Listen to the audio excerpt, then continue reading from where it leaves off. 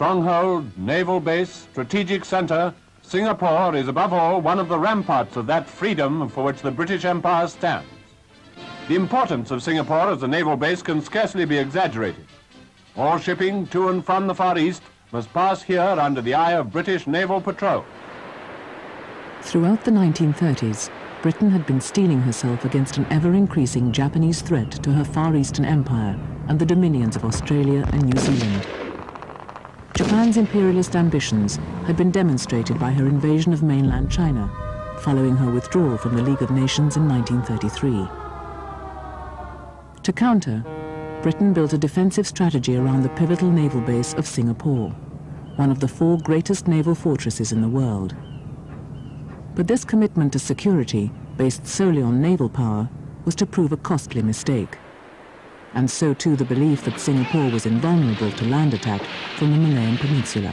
That is the way the site for the dock was cleared. But of course over the vast hinterland of Malaya, the jungle still stretches. It's about the thickest in the world, and progress through it would be impossible except by hacking out a path.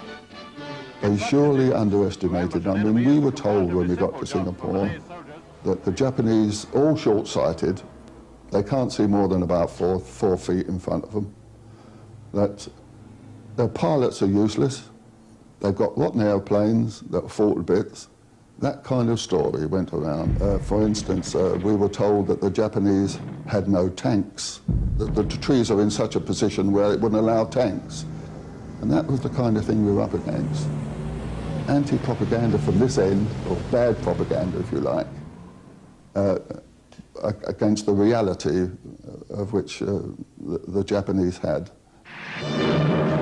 Yes, Singapore is well equipped and prepared to deal with anything which may arise in the Far East, and at the same time to reach out a protective arm from the Cape to Hong Kong, from Aden to Darwin.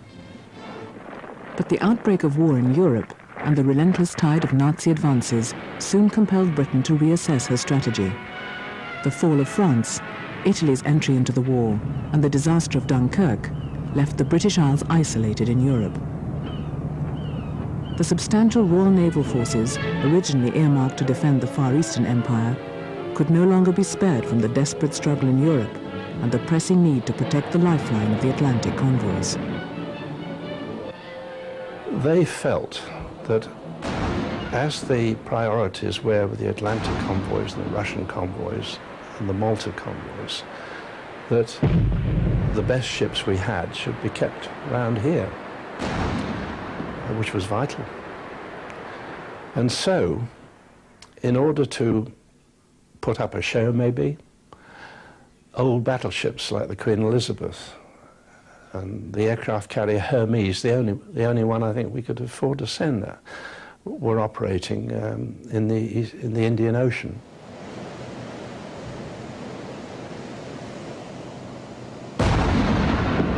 These heavily armoured ships with massive guns had been built to win naval battles with accurate, hard-hitting bombardment. In the Pacific, naval warfare was about to change forever. Here are many miles from far Nippon on the Pacific. Our carriers creep toward Hawaii, and all preparations on board are completed. Now the greatest air attack in the annals of war will be carried out in a few moments. On the morning of Sunday, December 8th, squadrons of Nippon bombers speed toward Hawaii in dim light. Japan's imperial ambitions were finally unleashed on the 7th of December 1941 with the surprise attack on Pearl Harbour and simultaneous assaults on the Philippines, Hong Kong and Malaya. Overnight for Britain, a European conflict had become a world war. She responded by dispatching 2 of her greatest capital ships, the brand new Prince of Wales and the Repulse, to attack the Japanese landings on the Malayan coast. But with no air support, the 2 ships fell victim to Japanese air attack, and in Britain's own version of Pearl Harbour, were sunk on the 2nd day of the war.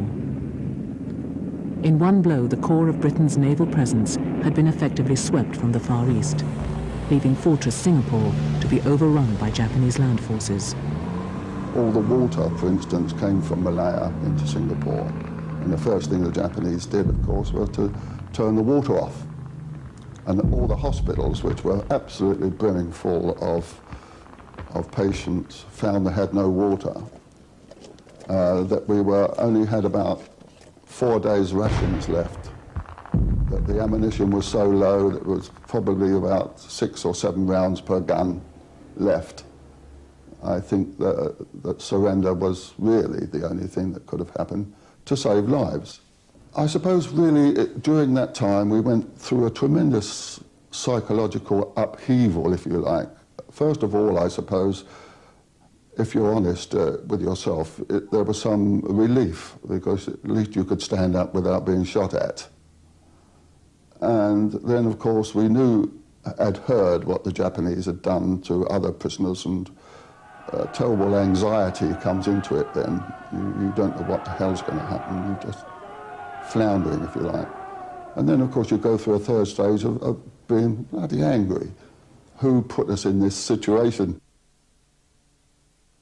The fall of Singapore was the worst military defeat in British history, leading to the capture of 130,000 British and Commonwealth troops by a Japanese force less than half their number.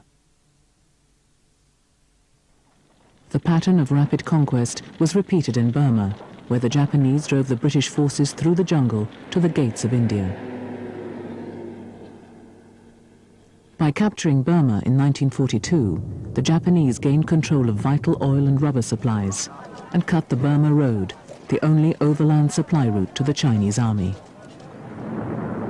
In the Pacific, the Japanese were finally halted by the Americans at the Battle of Midway, and in the mountains and jungles of New Guinea by Australian forces.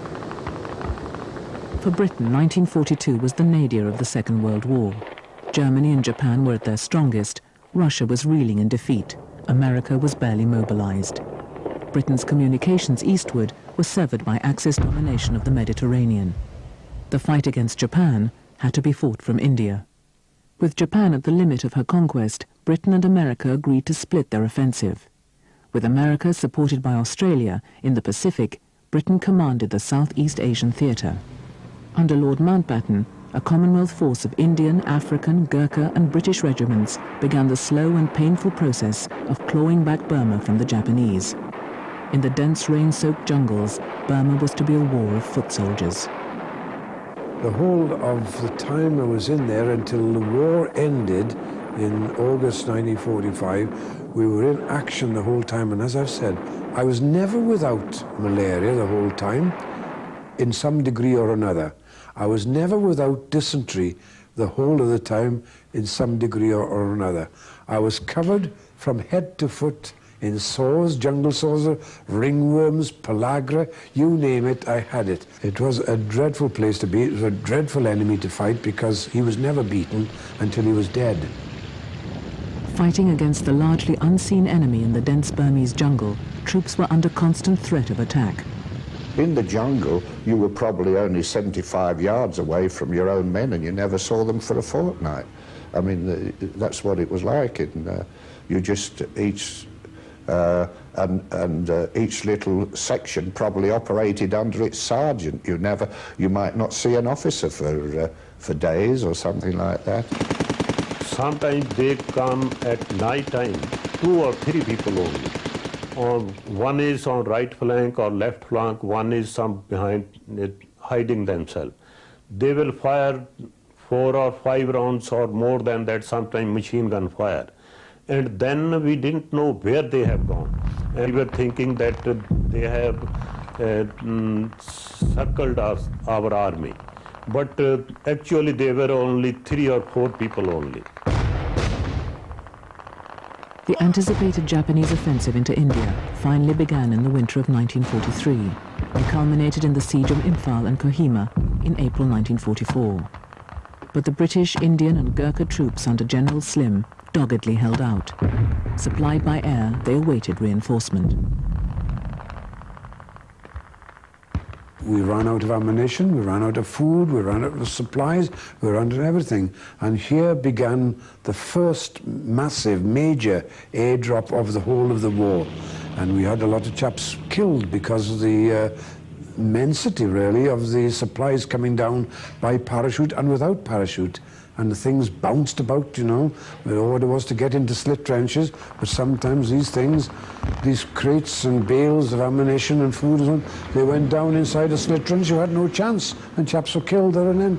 So that was day and night for 3 weeks, battling up against close quarter fighting with Japanese crack units.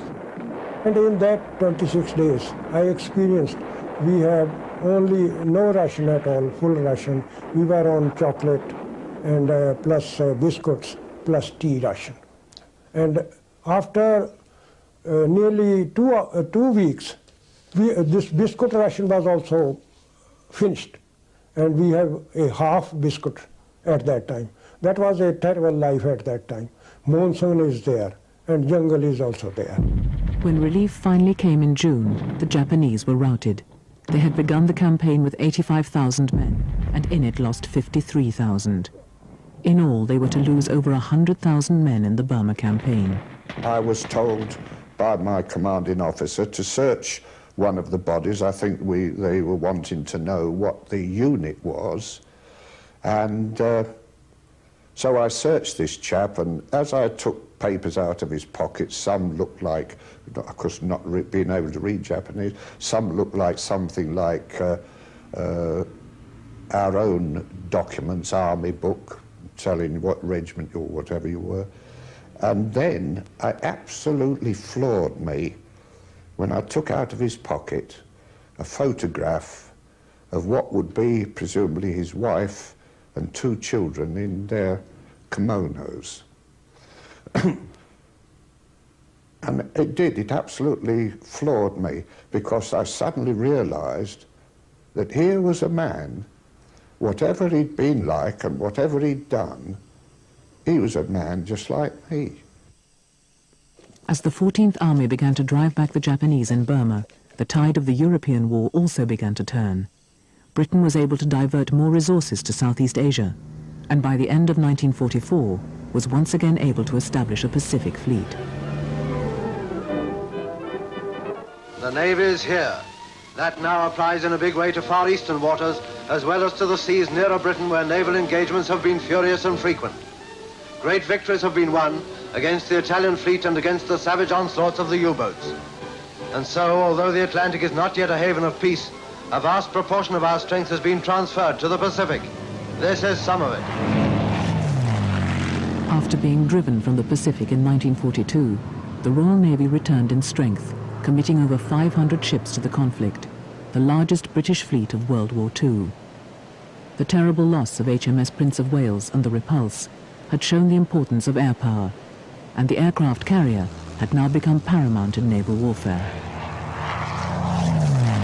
On the 1st of January 1945, we set off as on the first operation of the British Pacific Fleet, which was to attack the oil refineries in the northeastern part of Sumatra. The first real test we had was at Palembang, which became the first really strategic blow that the Navy had delivered for a long time, where we had to fly something like 180 miles from the fleet over some pretty rough terrain, mountainous jungle, to get to the target. And then we had 4 carriers loads of aircraft, something like 200 aircraft involved, of which half were bombers and half of them were fighters. So we were able to make a pretty good mess, first of the Palembang oil refinery, and then on a succeeding raid, 2 or 3 days later, the one beside it, which really made quite a difference to the war in the Far East, because the Japanese were running short of oil. The fleet then went on to Sydney, where the welcome was remarkable.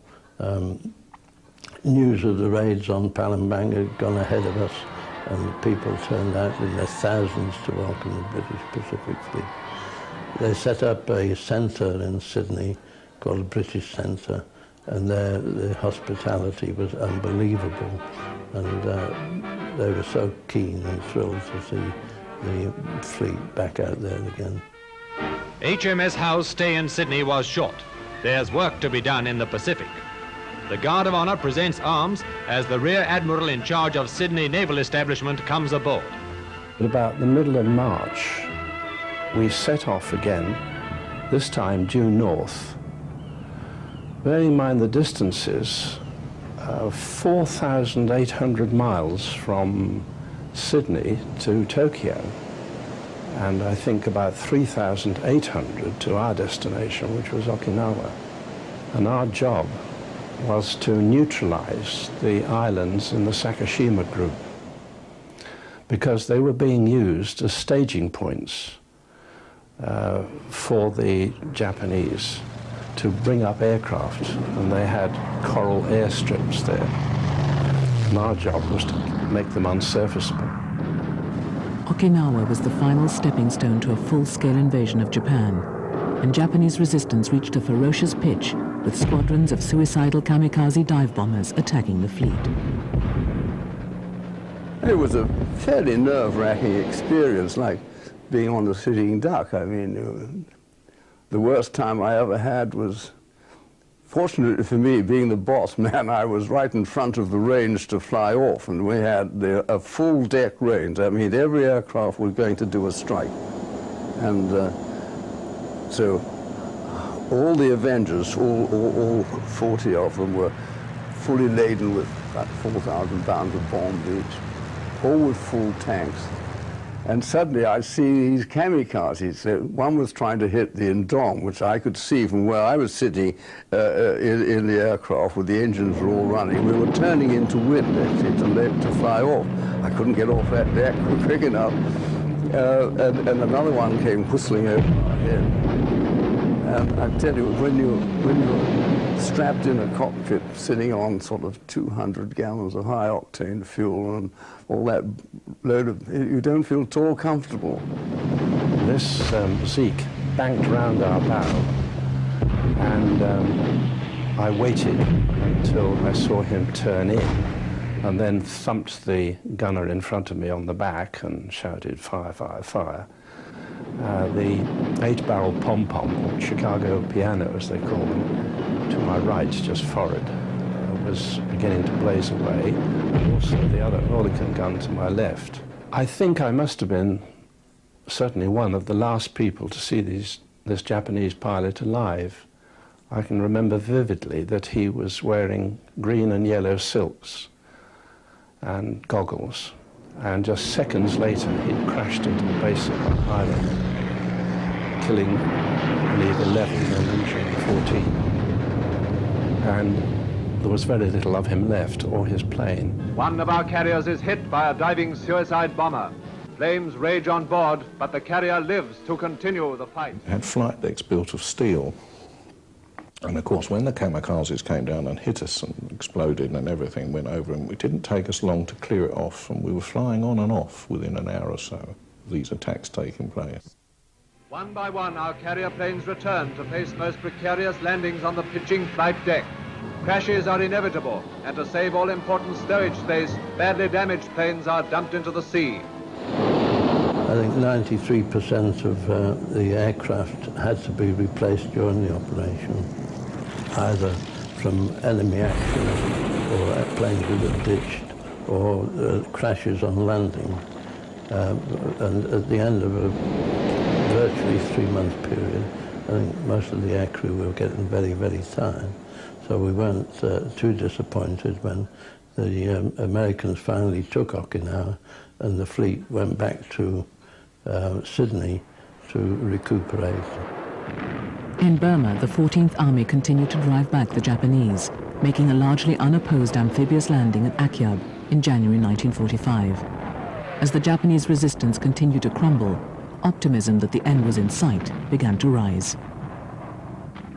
The speed with which we did the 300 miles from Maitila to Rangoon, and we did it in 21 days, and when you're fighting, and that's a 12 mile a day is a terrific speed. It was constantly stopping, setting up guns, firing, packing them up again, following the infantry, and it was like that all day. The only thing was that hanging over us then, because the end of the war hadn't come as such, we knew the Japanese were packing up because we'd really run them into the ground, was the thought that our particular division were going to be dropped onto the Isthmus of Kra, that's the north neck of the Malayan Peninsula, and that wasn't going to be a happy occasion. Although the Japanese had been forced back on every front, their continuing fierce resistance left the Allied forces with the prospect of invading Japan with an estimated loss of more than 1 million Allied casualties. At the Potsdam Conference, following the surrender of Germany, President Truman revealed to his European allies that America now possessed a new weapon of awesome power, and he would be prepared to use it against Japan if she continued to refuse demands to surrender. One morning, early in August, somebody, I know not who, announced over the tannoy, very early in the morning, that a plane very high in the sky, which was glinting in the sunlight, would be making history. Now, how the person who said that knew that, I don't know, but they obviously did. And it was the Enola Gay, who was on her way to drop the first atom bomb on Hiroshima. And 3 days later, of course, another force went and dropped one on Nagasaki. It was a terrible time for the world. I mean, we've had all sorts of things since, but no time do I think that the time of the dropping of the 2 atom bombs and when you see the Holocaust that followed it, it was dreadful, dreadful, and I think people should be constantly reminded. The horrific devastation wrought by the atomic bomb brought about the end of hostilities. The threat to Australia, New Zealand and India had been finally removed. On that day, we were on that gun site, and when it was announced that we hadn't to fire on any planes coming over, there'd be Japanese planes coming in with their people and intermediaries to surrender, and we weren't to shoot.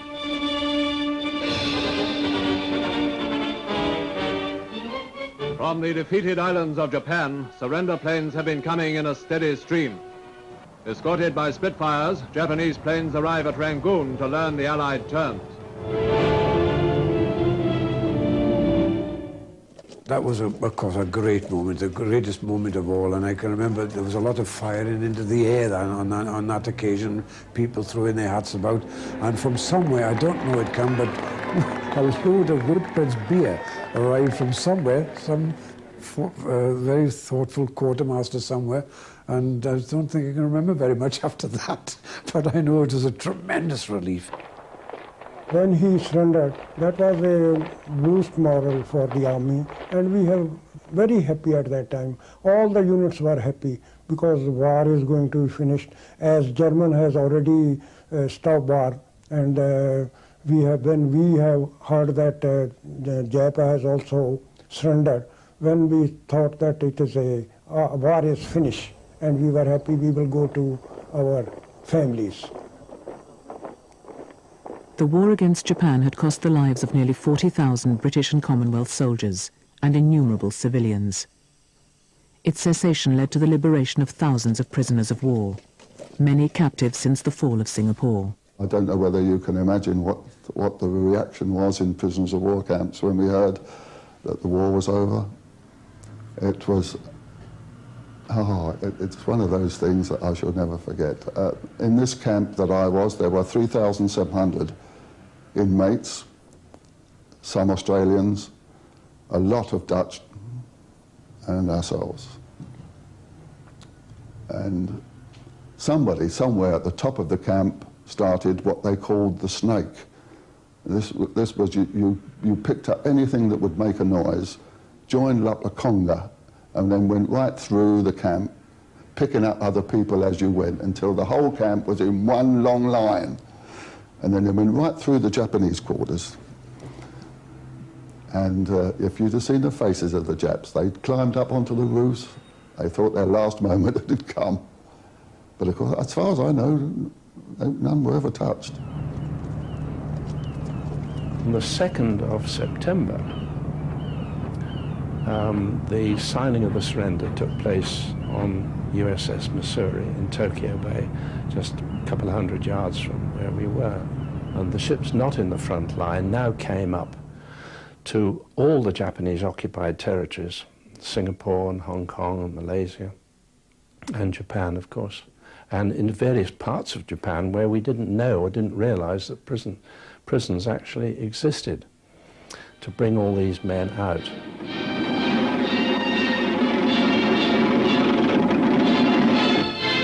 Tokyo Bay, with Fujiyama, the sacred mountain, shrouded in mist. Along this coastline, Allied prisoners were known to be waiting for freedom. First job was to dash ashore, and there was no mistaking where to look. Many are wearing clothes dropped by super fortresses on mercy missions. Anything up to 3.5 years in captivity, but they can still raise a laugh. After the horrors that have been discovered in some Japanese camps, the first batches of prisoners didn't seem in too bad shape, but we weren't taking any risks. Many needed months of convalescence before they were fit enough to be shipped home to be reunited with their families. I remember well the day that they arrived in Southampton. My 2 elder sisters went to meet the boat. They were not supposed to go on the boat, but when the people on the gangways heard the situation, all the barriers dropped and they were allowed to go on the boat and see my father. I didn't see him until the next day, when he came home and arrived by taxi. But I remember the excitement of my sisters as they came home and told me that yes, they had seen him and he was all right.